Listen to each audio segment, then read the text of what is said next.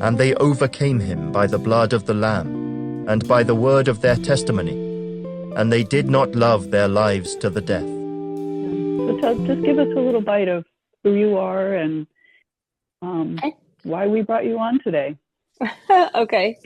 I'm Kathryn Robbins, and Sheri and I met locally, and I was actually asked to give about a 15-minute, very brief, on the spot, spontaneous version of my personal testimony. And it was unexpected for me. It was unexpected for Sheri. And again, it was very brief. And I shared that I had grown up, born and raised into a family who was part of an organization that was trafficking children and weapons and drugs and child pornography, which is what it used to be called in the US and abroad. And so she and I connected sometime over the past few months and asked if I would do this interview and share my story. And I was excited to do it because I get a more time to talk about the grace of God and his redemption and restoration in my life, which is such a big reason why I share my message at all. I don't need to tell my story, but I want people to see the Lord. And your story is so powerful. And from all that you went through, having that redemption. And I do remember you saying that how much work you have done on yourself to get to this place. Well, where you can talk about it. People need to know that the redemption of the Lord is available for all of us, but he's not a genie in an Aladdin lamp. And so, as magnificent and miraculous as he is, so much of this long journey I've been on with the Lord has taught me that it's a divine exchange. And so he can't do my part and I can't do his, but we both have a part. So as many miracles as I've experienced, and many of them are just completely sovereign miracles, most of my healing has come through a divine partnership with the Holy Spirit to obtain what he has for me. And that requires growth and character and perseverance and all those things the Bible talks about that we skip over when we don't like that verse. But yes, to your point, I did probably close to or a little bit over 1,000 hours of cognitive behavioral therapy, trauma therapy, EMDR. It wasn't something I had easy access to, but I had a vision in my heart and my head of a normal life. I wanted to be like people I saw when I grew up who treated me with this amazing love and kindness during interactions at school or church or wherever it was. And I remember looking at them thinking, why can't I have that? And so I was just determined that whatever I needed to do to find resources, to sacrifice, to get sliding scale counseling, to move from one counselor to the next because sometimes they weren't the right counselor for me is what I was going to do. And then on top of that, it's going to sound ludicrous, but it's actually the gospel truth in my life. I probably did close to 12 hours of inner healing and deliverance and spiritual healing work. So it's not mutually exclusive. One is not going to work without the other for the most part. So I needed both of them. But I am currently working on a book, and we'll talk about that maybe toward the end, looking for resources to be able to go away. Been offered a place to go away and finish writing. And the book is about the 1,200 hours of spiritual healing. And I'm trying to condense what the Lord walked me through into something that is easily doable in anybody's home by themselves without all the woo-ha-ha of words like deliverance and inner healing and what do the Catholics call it? Exorcism. And all those things that scare the living tar out of most people, and just simplify what it really means to need spiritual freedom, why we need spiritual freedom after abuse in particular when we aren't the ones who created the spiritual bondage, and how to do that all by yourself in a way that's actually going to make a difference in your life. And so I'm excited about that and hope that that brings some freedom to other people. So that was the number of hours spent in my healing journey, but that doesn't count the 40 years I spent suicidal, and all the days and hours in closets on the floor crying and begging God to do something. That's a different part of the journey. Mhm. Well, Kathryn, can you take us to the beginning of that journey and share with us a little bit of your experience? Because I got to be honest with you, I've never met someone who's gone through what you've gone through, and I'm quite intrigued that you came out of it in this path walking with God. But my goodness, to be a child who was trafficked, I can't even Thank imagine. you. Thank you.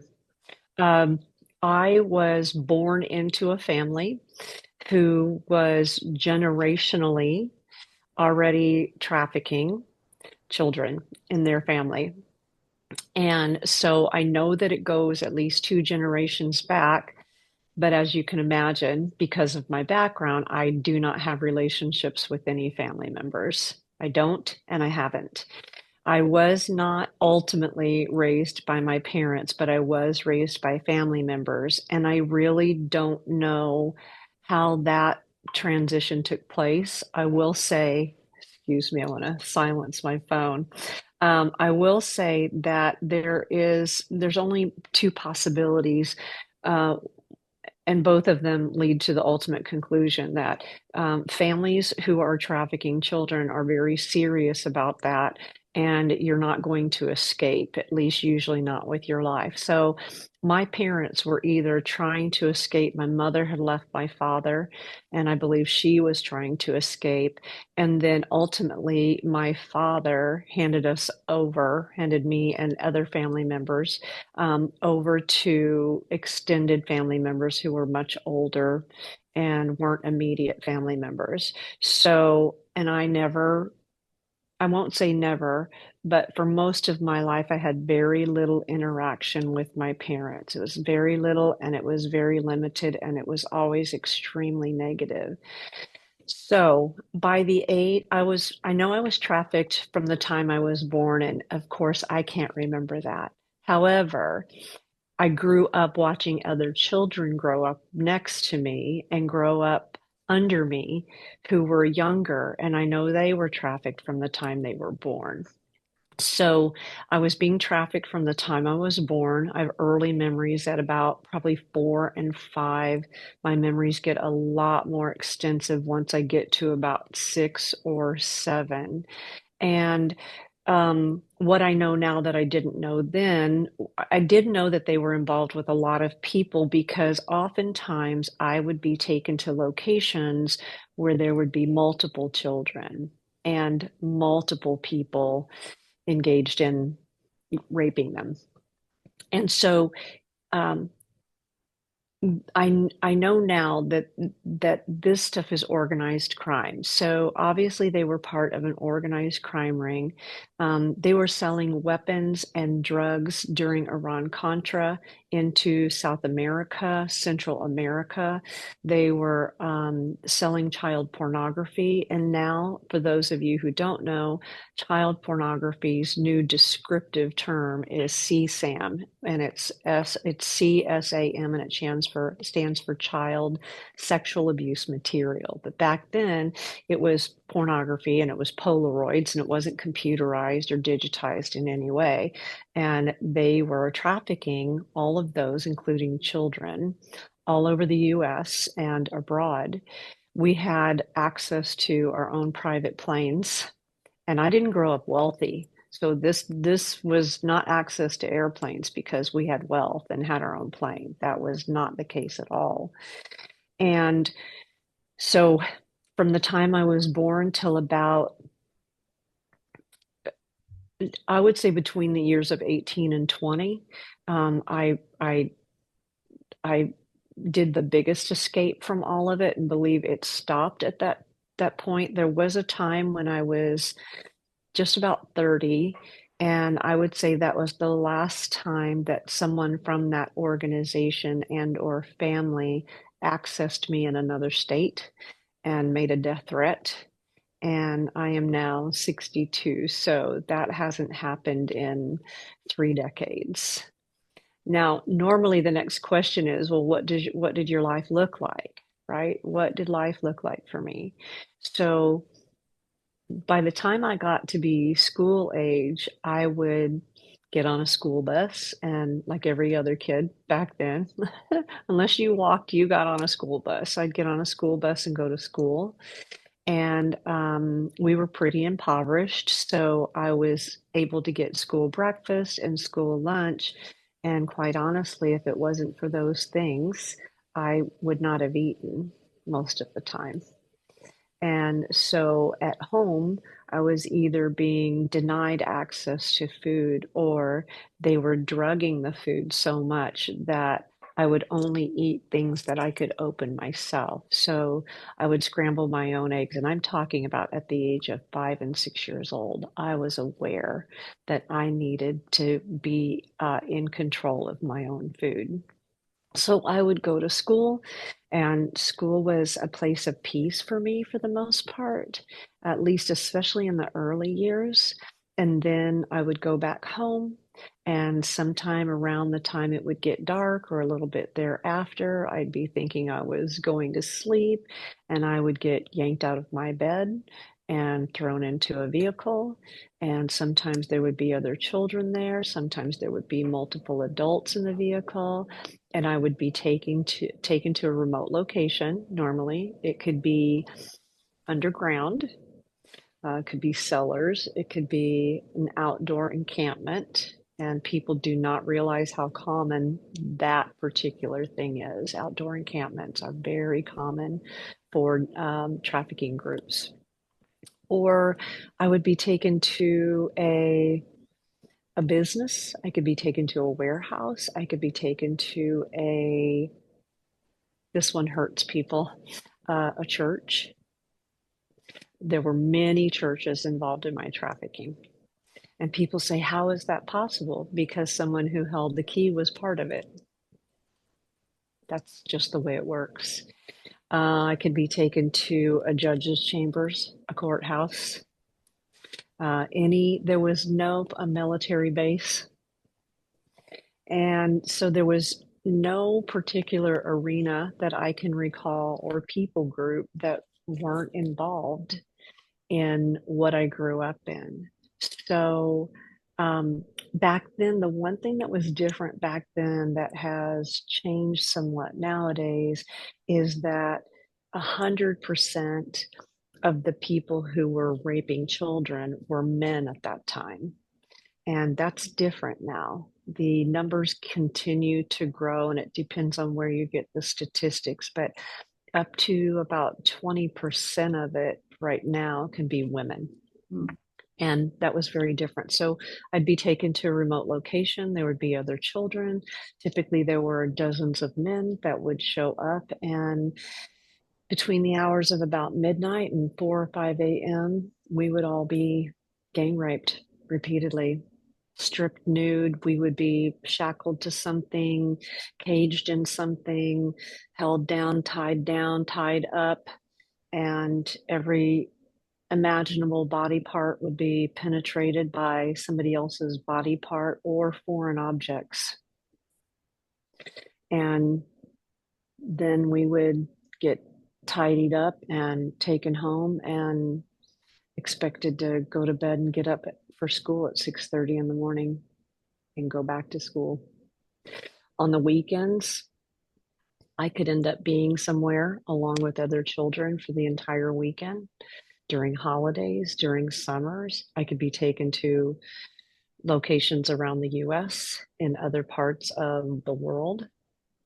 I would if something was going to happen that lasted longer than just one evening, 3 to 5, 6 hours of being gone, there was a potential for me to be shackled and chained to a ceiling for days inside of an underground cellar type location. And I would be IV drugged, throwing up bile, and waiting for the next crew of grown men to come in and do whatever they were going to do.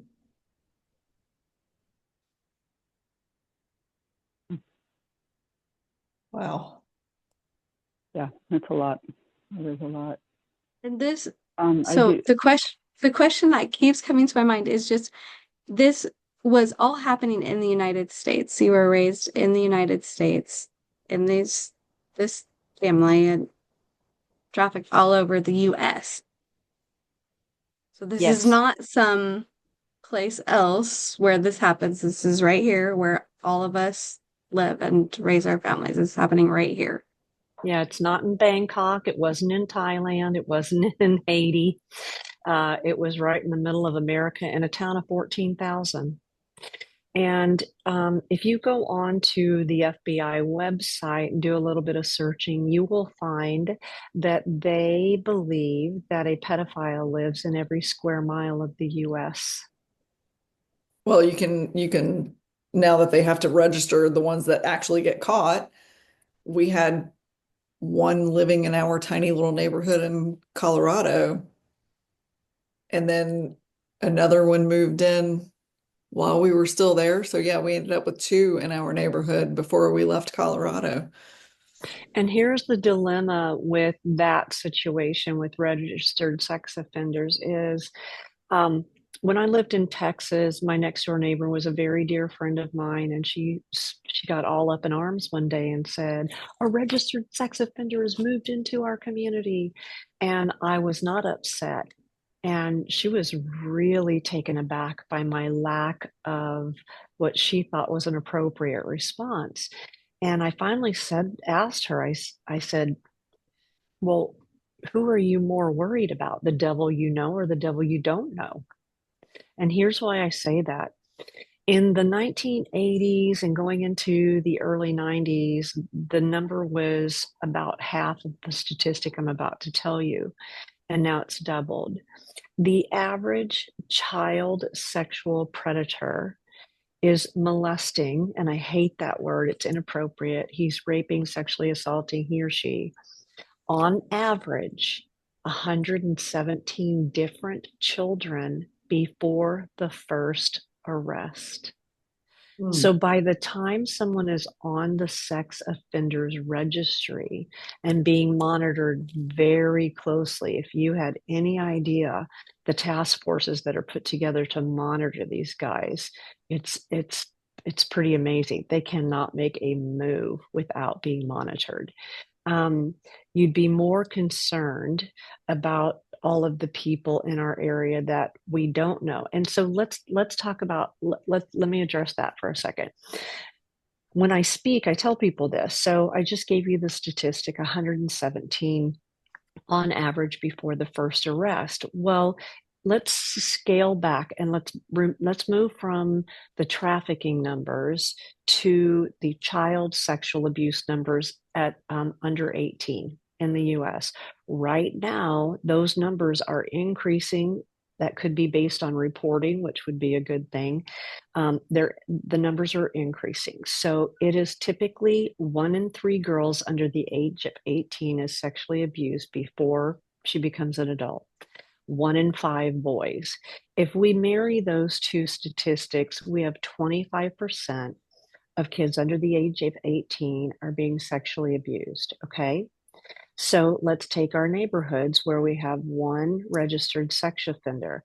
I am more concerned, and when I train parents and grandparents, I overstate this over and over and over again.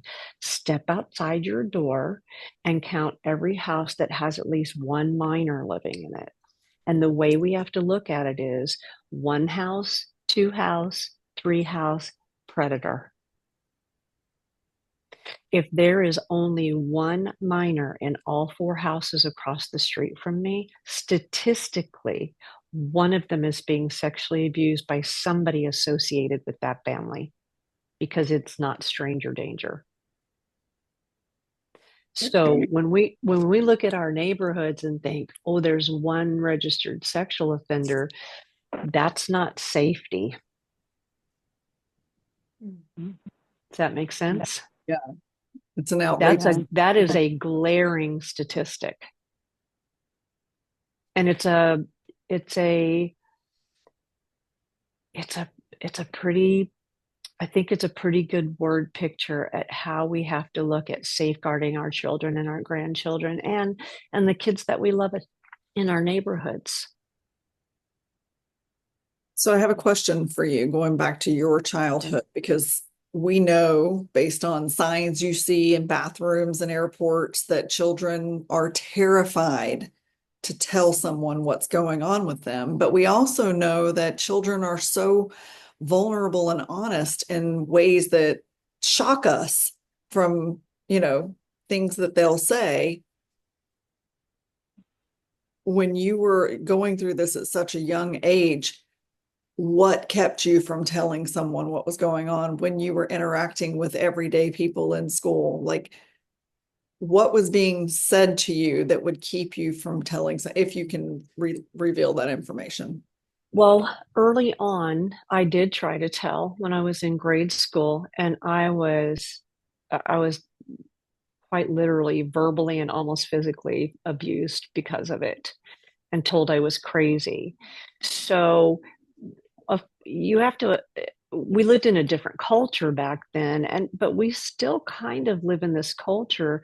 I would say less so. I would think in the schools now that if a kid comes forward to someone who is not involved in any kind of child pedophilia inside the school, and discloses, hey, like I was taken to some location and tied down last night, and this is what happened to me, there would be an intervention. But I grew up in a small town where a lot of people and a lot of entities, I was hurt at school after hours, never during school hours that I recall. And I don't have every memory, but not that I recall. It was usually after dark that we accessed public buildings like that. But there were so many people involved, and there were so many nefarious things happening around these people.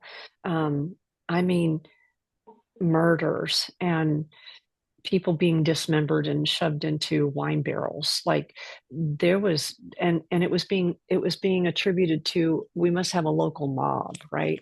So I actually believe in hindsight that there were a lot of people who knew something was going on and they were afraid, and probably afraid of the family members that were raising me. And so that would cause people to have kind of a negative response. So the only clear memory I have is in grade school going to a third grade teacher, and I ended up getting terribly hurt afterwards. So she told someone, and I don't recall ever trying to tell someone again, ever. Yeah. And that's my personal experience. But as a whole, abusers groom children and threaten them into believing that they cannot speak, or someone close to them is going to die, or they're not going to be believed. And it's going to be their fault, and they're going to get in trouble. So there is a lot of programming and mind control around abuse. People like to separate concepts. It makes things easier to stomach sometimes. So people will talk about things that seem extreme, like MK Ultra, which is mind control. But mind control is involved in all abuse. Ask a woman who has been violated by her husband or domestically abused for years. There's mind control there. So that's what causes people not to speak. And then the fact that we live in a culture that has also been collectively groomed not to believe. I wish it wasn't true. Yeah. And what you're talking about is you're talking about people that we're supposed to go to, because we can't go to strangers, right? We have to go to the police officers and the teachers and the principal. So I know I've heard, and would you share the professions that you encountered that were involved? Yeah. So when I grew up, it's like I said earlier, there was not an arena or people group that I could say emphatically, oh, they were not. I don't recall anybody from that being involved in my trafficking. And the outside of the church, the one arena that frightens people the most is law enforcement. So local law enforcement and federal law enforcement was including the CIA. There were three-letter agency people involved in what was happening. And I don't know why that can be shocking to some people when they hear my story. If you are trafficking drugs into South America, probably one of the three-letter agencies is involved or knows about it. Like if you're doing that for decades, you just don't get away with it, right? Somebody's looking the other way. In my case, definitely local law enforcement was involved, and so you weren't going to go there. And at one point, when I was 16, I did go to the local law enforcement agency, and I begged them to put me into the foster care system. And I was a runaway at that time. And they marched me out the front door of the police station. I still have a vivid memory of being walked out that front door, escorted out the front door as a runaway, and told it wasn't going to happen. They weren't going to help. But they left you on the street as a Yes, to watch me. Wow. Sure. Yeah, because people, when you're in those situations, the people who are involved are banking on either getting rid of you or you getting rid of yourself. But they were not going to put me into the foster system because, unlike it is now, I feel like the foster care system is got a lot of problems, and I don't feel like children are inherently safe in the foster care system. I think at my age, when I was a teenager, back in those days, before the whole system was federalized, there was a greater chance I was going to end up in a safe home. And that is not where they wanted me. And then I would have started disclosing. So you can see why they would not have wanted me to have any access to safety. And also at that time, there was a move by the law enforcement and one of the doctors. We had our own doctors and our own lawyers. We had access to our own hospitals.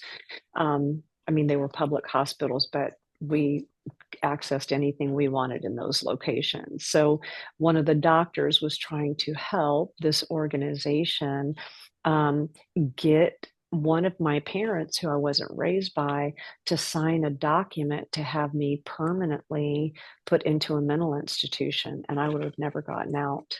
That's one of many, many miracles, is that one. And then when we get to that place, if Sheri remembers, I'll share how I actually ended up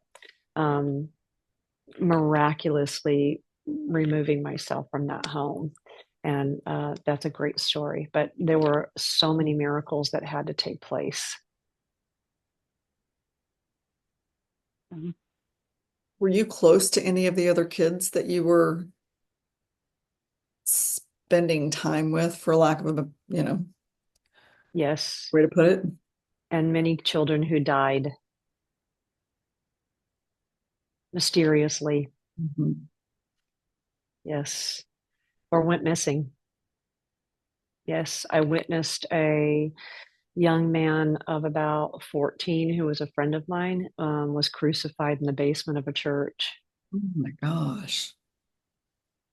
Anything that represents the goodness of God, people like this will just defile. And part of that is ego, control, power, demonic stuff. And part of that is if they strip away any hope, and a higher power for the children that they and the adults that they are abusing, then there is a lot less chance that that person's ever going to disclose, because they know a relationship with the Lord or getting close to the Lord is life-giving, and they don't want the person they're abusing to have any desire or hope for something that's life-giving, because it could mean their demise. So they will do things like get rid of somebody through some sort of religious ritual. So was some of it intentional? Like a lot of these things sort of go hand in hand. The drugs, trafficking, all these agencies being involved, and there being witchcraft involved, like rituals and things like that. What did you find that to be true? Like you were talking about what happened in this basement, but was it intentional? I mean, Yes. like demonic, like they were involved in witchcraft in the Yes. organization. Yes. I mean, And how so could you, I guess I feel like how could you not be if you're doing such horrible things?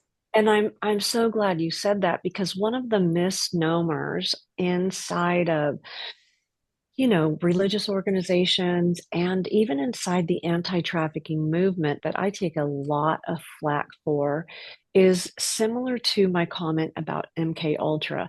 People want to compartmentalize things and say, okay, well, MK Ultra only happens over here.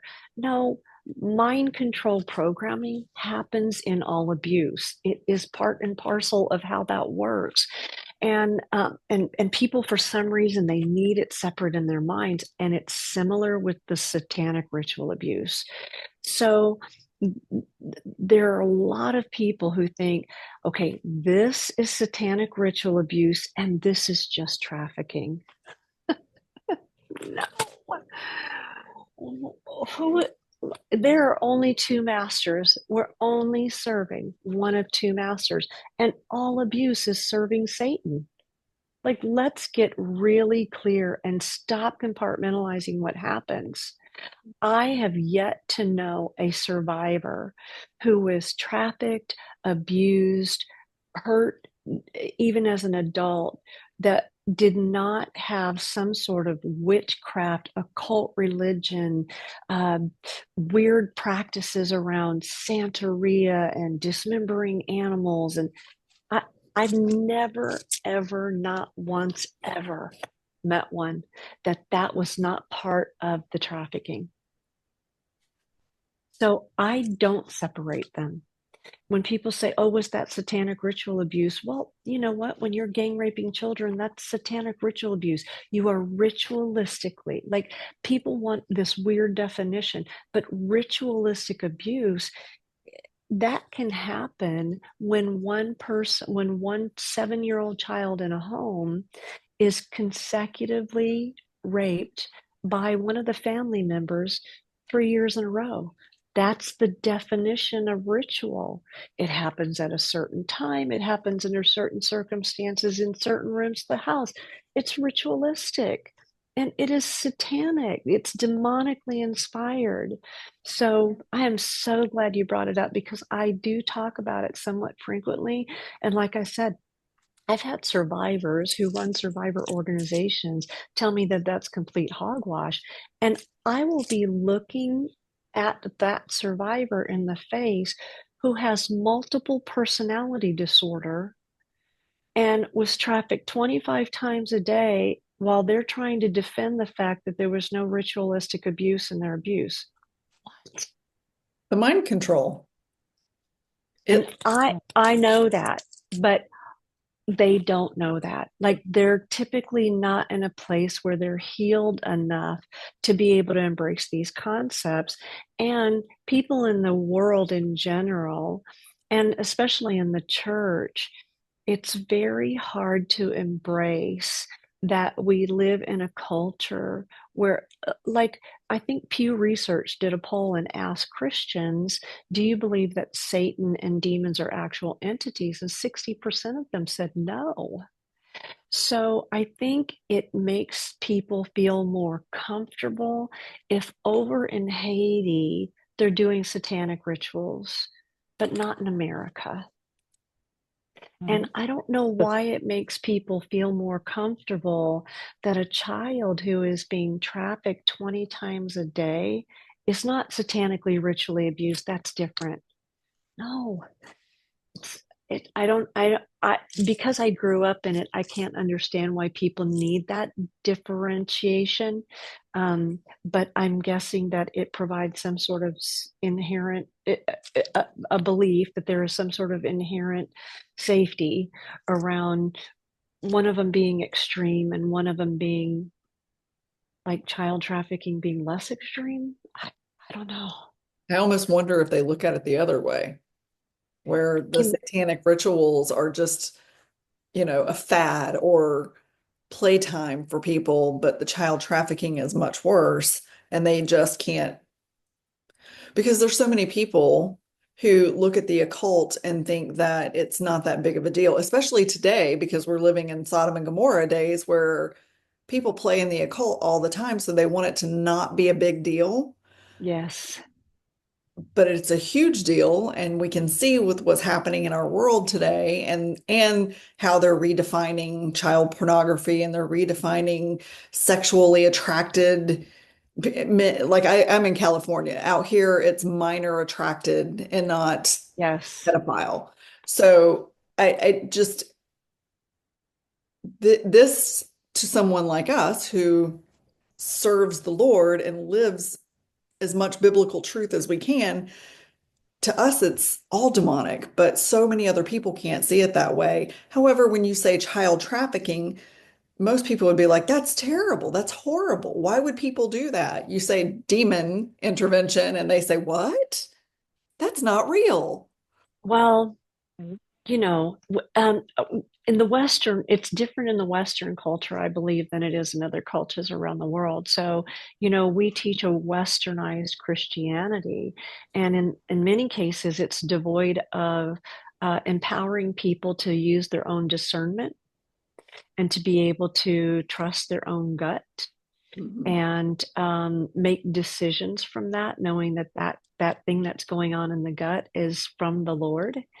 And and I also think that a lack of understanding around the demonic causes a people group in the church to be more easily led and less independent, and I think it's easier to sway them.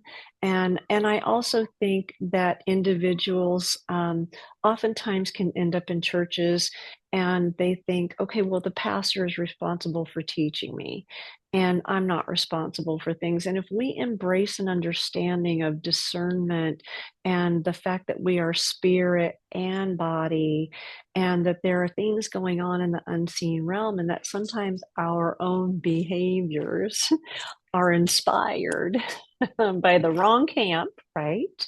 For whatever reason, then it bodes a different level of personal responsibility. And we live in a culture that wants to blame everybody else for what happens in our lives instead of taking extreme ownership of our own life and what we are partnering with and what we're not. Good conversation.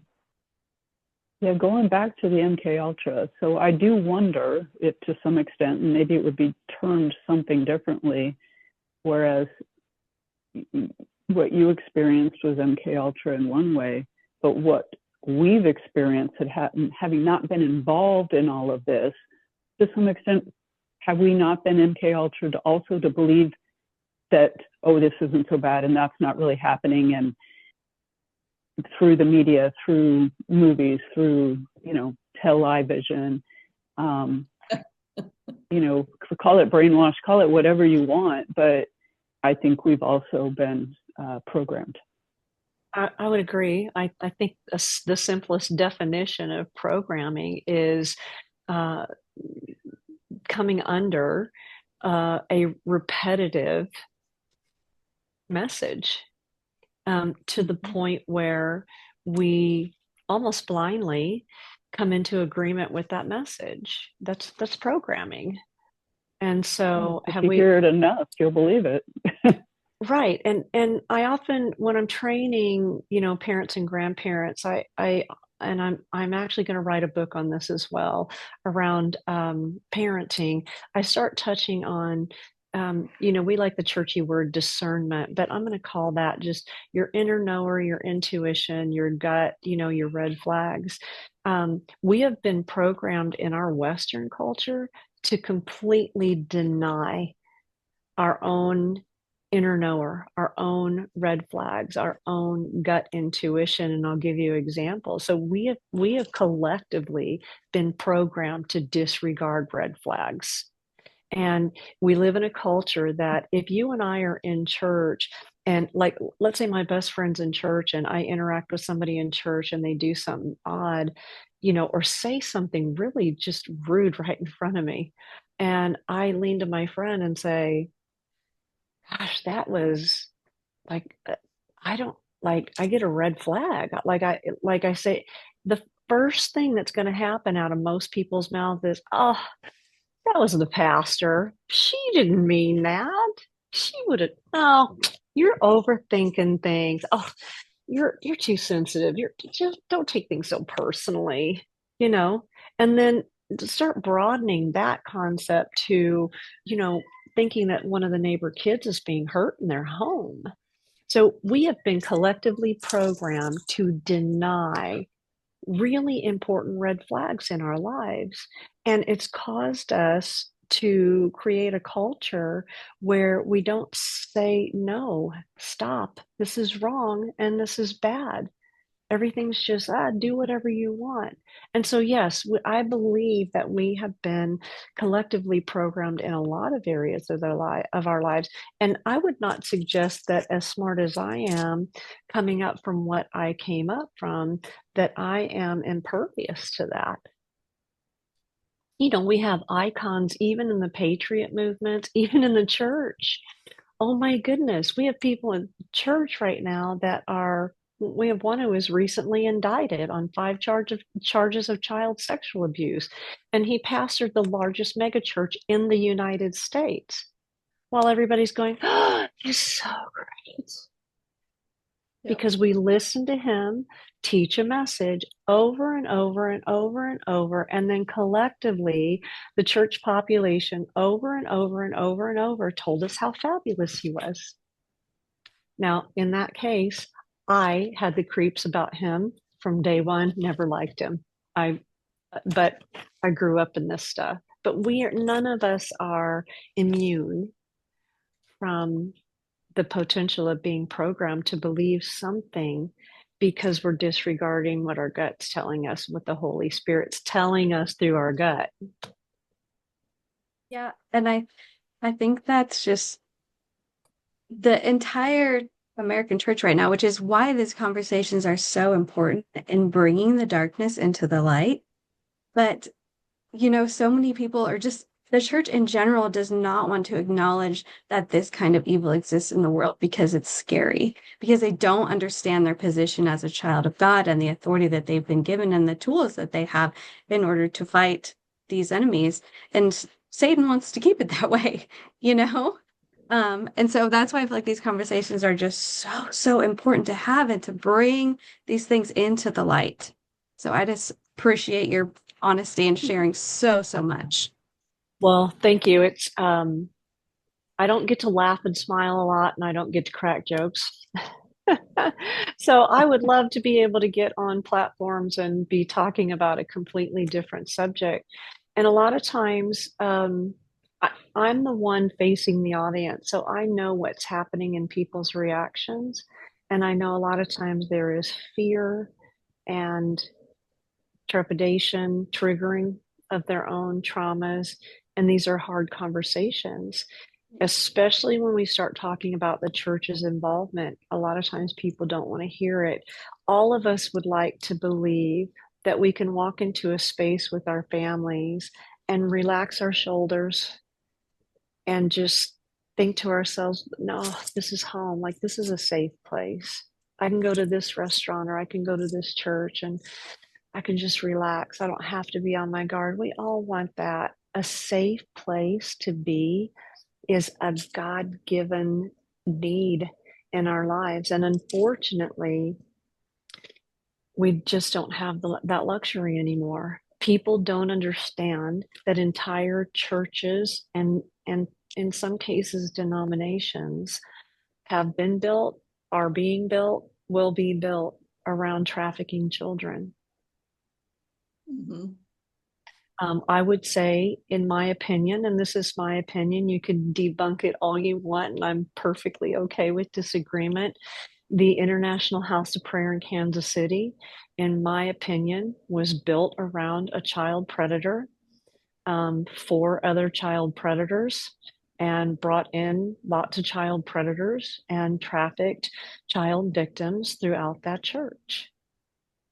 And then the other thing that people don't understand is that intel agencies around the world actually control a lot of these churches and denominations. People, you can look it up. I think it's called the PACE document. The entire Church of Latter-day Saints has been in a contractual agreement with the CIA since, I think, 1986. That's on paper. That's not shocking at all.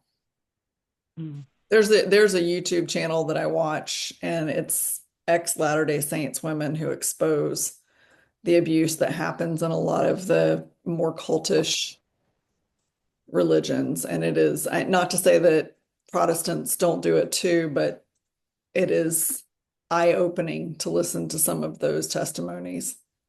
And they've gotten quite a reputation. The Catholic Church has gotten quite a reputation. However, the Southern Baptist Church they're absolutely horrifying in terms of child sexual abuse cases. And again, churches like IHOP KC, I actually believe that entire thing was not built to serve the Lord at all.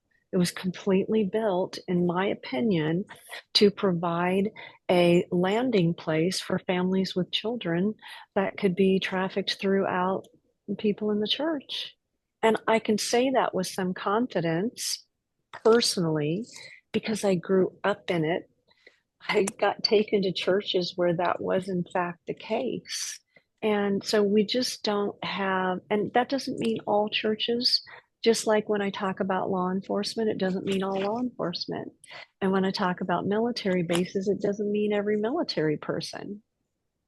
I'm It glad you just clarified that. I want people to know that there is still safety in the world. It's just there's all of not these organizations are there's infiltrated. there's not a lot of inherent safety outside of our own homes, though.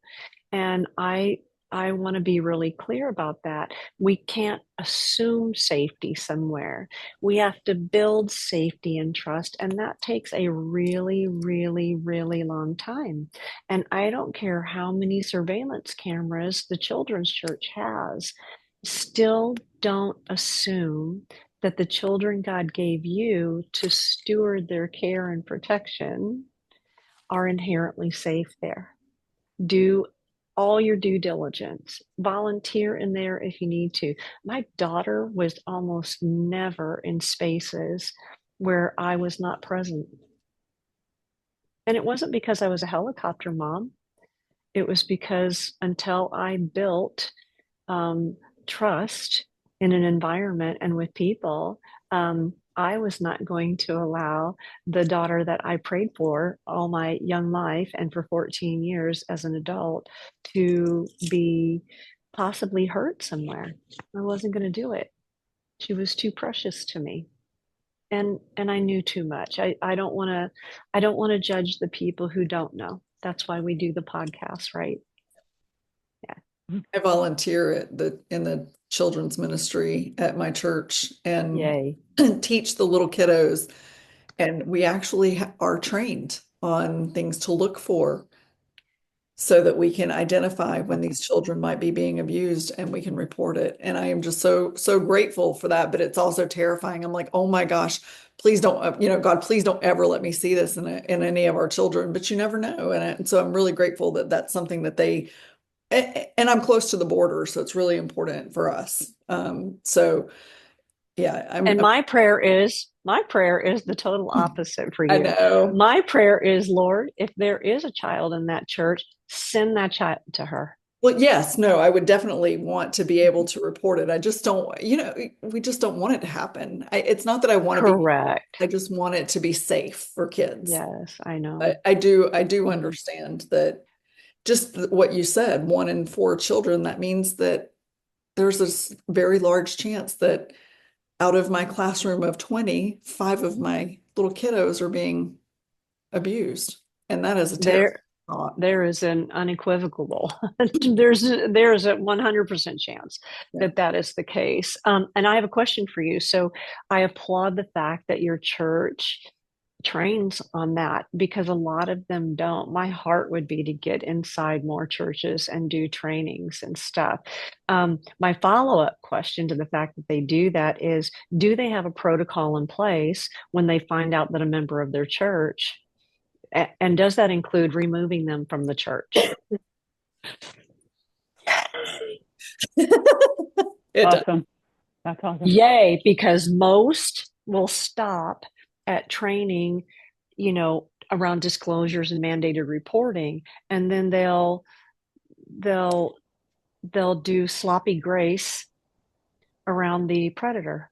No, they have lots of protocols in place. Our head of security is this wild militant guy, and he's just pretty funny, but yeah, we have protocols in place to deal with parents and children.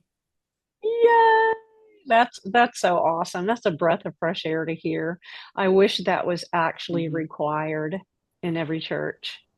I wish we had a way with this nonprofit system, in the religion business, to be able to mandate certain things.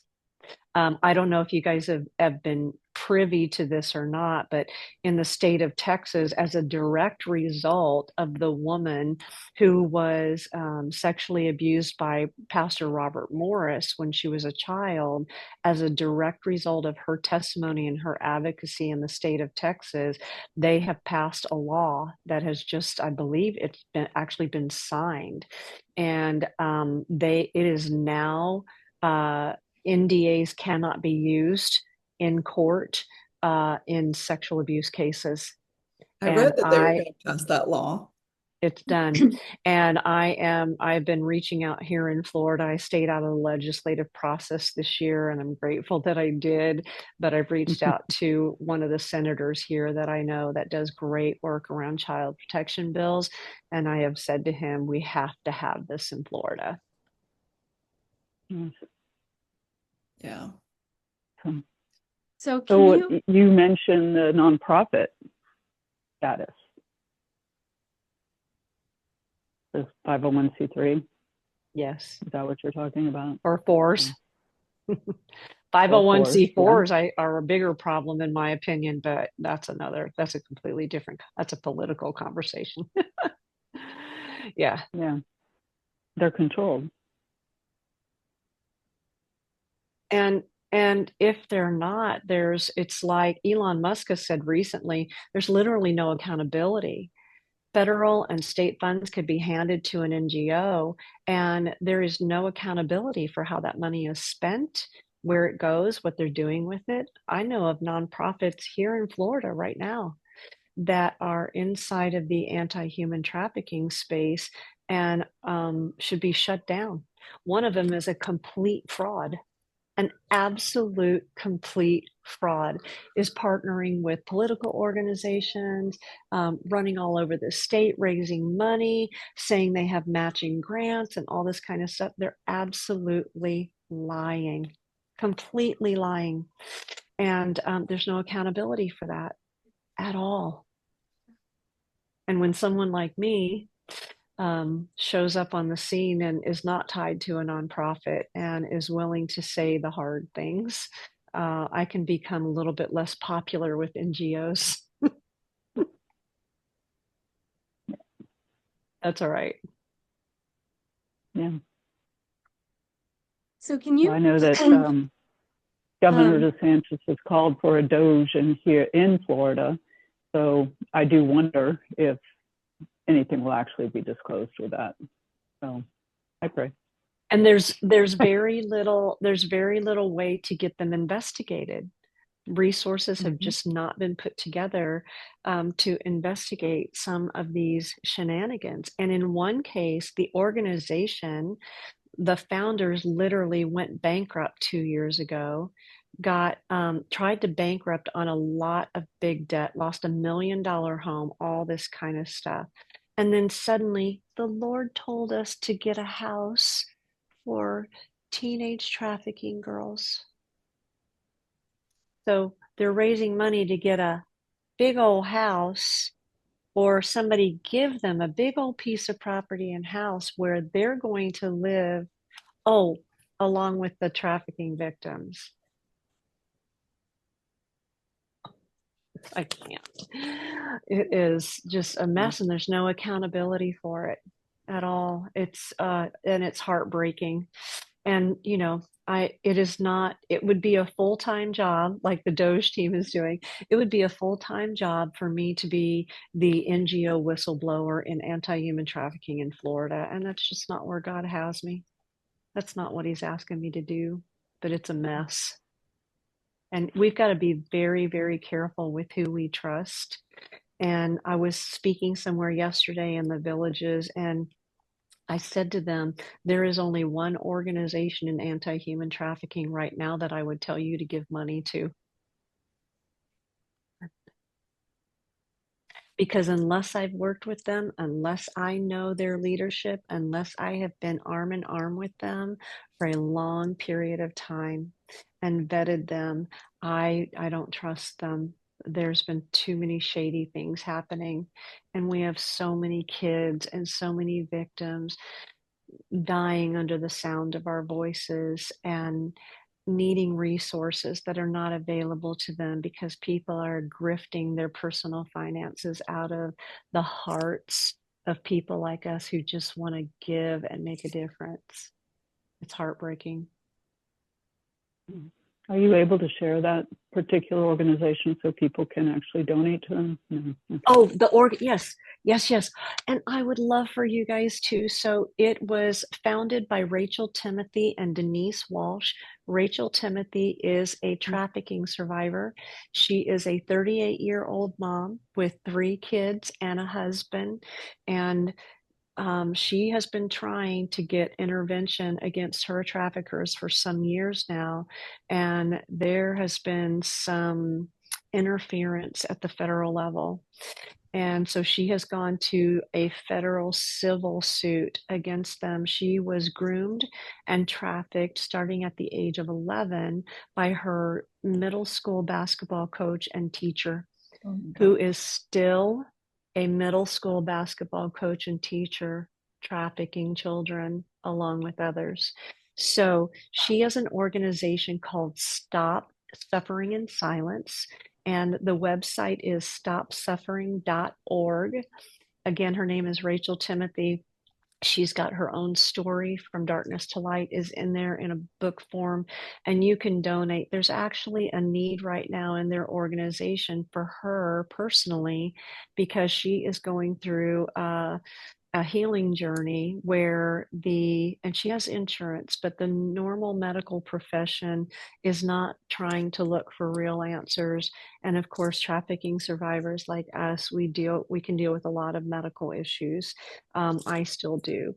And so she is moving to the functional medicine route, and it's not all covered. So if people wanted to donate, I would love them, even if it's $5 to go donate to Rachel. You can put Kathryn or Florida or whatever you want on your donation, but that's why I was speaking yesterday. They are wonderful. They mentor survivors, they do retreats for survivors, and they have recently started going into some of the Asian massage parlors in different regions and ministering to the women who are trapped inside of those locations. So they are both solid Christians. They love the Lord, and they are women of great integrity. So that's the organization if somebody wants to give or get involved in. They've got podcasts and social media. A lot of times you'll find them at Stop, capital S, capital I, capital S. So it'll say Stop Sis for short, but you guys can find them all over social media. They do a podcast on Apple as well. Wonderful Nice. women. Thank you so much for tuning in. This is part one. This podcast is being broken up into a two-part series, so be sure to check out the second part in 2 weeks when we drop our next episode. And please remember to like, subscribe, and share this podcast with everyone you know and love. This is probably one of the hardest subjects that we will have on our podcast, and it's important that we continue to spread this message. So if you have your own story you'd like to share with us, let us know in the comments section below, and we will see you next time. Bye, everybody. Bye, everybody.